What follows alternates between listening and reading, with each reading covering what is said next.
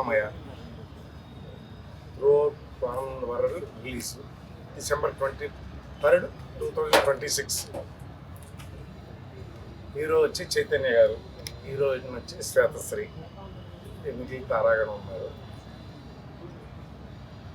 Christian religious మీదగా ఈ cinema తీస్తున్నాం. Christmas release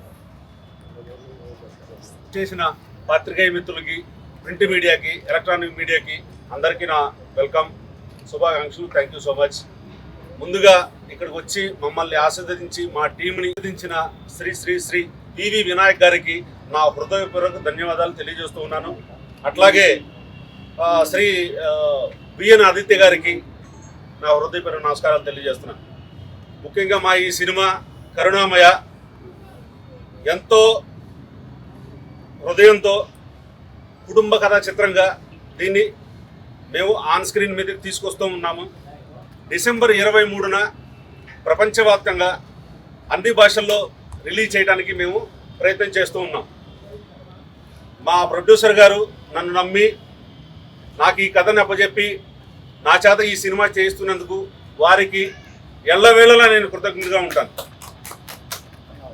thank you so much. అందరికీ నమస్కారం. నా పేరు చైతన్య శక్తి. కరుణామయ ఈ కథను మా డైరెక్టర్ గారు చాలా అద్భుతంగా రాశారు. ఎప్పటిగా ఈ సినిమా మంచి విజయం సాధిస్తుందని ఆశిస్తున్నాను. అలాగే నాకు ఈ సినిమాలో అవకాశం ఇచ్చినందుకు డైరెక్టర్ గారికి, ప్రొడ్యూసర్ గారికి నేను మీ స్వాతి సిరి. నాకు ఈ ఆపర్చునిటీ ఇచ్చినందుకు మా డైరెక్టర్ గారికి, ప్రొడ్యూసర్ గారికి స్పెషల్ థ్యాంక్స్ చెప్తున్నాను. అండ్ రాజేందర్ సార్కి, మహేందర్ సార్కి కూడా చాలా స్పెషల్ థ్యాంక్స్. మా మూవీని హిట్ చేస్తారని మనస్ఫూర్తిగా చేస్తాను. క్యారెక్టర్ అని ఏం కాదండి, చాలా ఎమోషనల్ కనెక్ట్ అవుతారు ఈజీగా. అంటే రిలీజియస్లా కాకుండా ప్రతి ఒక్కరు కనెక్ట్ అవుతారు. ప్రతి ఒక్కరు కనెక్ట్ అవుతారు. ఈ వీళ్ళు వాళ్ళు అనేది అయితే భేదాలు ఏం లేకుండా చేస్తున్నాం. అండ్ అందరు కూడా అలాగే చూస్తారని ఎక్స్పెక్ట్ చేస్తున్నాం. దాంట్లో నెగిటివ్స్ కాకుండా పాజిటివ్స్ చాలా ఉన్నాయి మా మూవీలో. సో అవే చూసి ఎంకరేజ్ చేస్తుంది.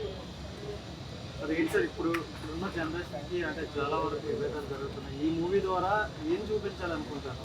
ఇప్పుడు యాక్చువల్గా విభేదాల కోసం అనేది కాకుండా ఈ మూవీలో ఒక తండ్రి తన ఫ్యామిలీ కోసం ఎంత దూరం వెళ్తాడని చెప్పడమే ఈ సినిమా యొక్క ఉద్దేశం. తన చేసే జీవిత గమనంలో దేవుణ్ణి ఎలా చూశారు అనేది చెప్పడమే ఈ cinema. Thank you so much. Title చూస్తే కరుణామయ అన్నారు. ఇప్పుడు కరుణామయ అనేది మీరు ఆన్ స్క్రీన్ 23వ తారీఖు చూస్తారు సార్.